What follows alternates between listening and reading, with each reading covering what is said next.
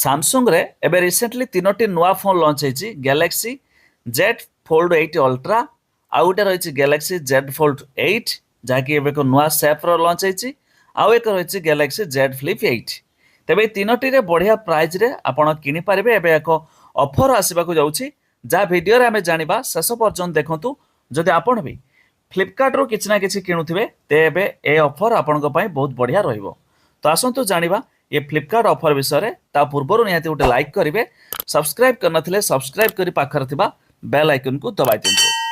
आपण प्रथमे फ्लिपकार्ट ओपन करिवे मोबाइल सेक्शन को आसंतु देखिबे एठी आपण को आसीबा को जाउची फ्रीडम सेल जाकी अगस्त 8 तारिख रु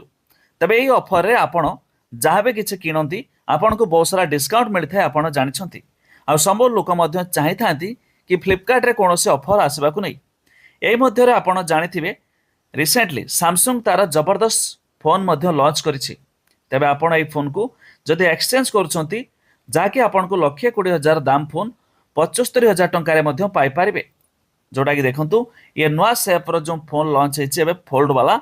जी फोल्ड 8 तेबे आपण को ये दमदार प्राइस रे मध्य मिलि पारिबो जदि आपण एई फोन को एबे किणुछंती प्राइस मध्य आपण को देखाउछि देखंतु 1,79,000 बट तार जो अन्य मॉडल एमती कि आपण कथरे एक्सचेंज ऑफर होची एक्सचेंज कले आपण को पाखापाखि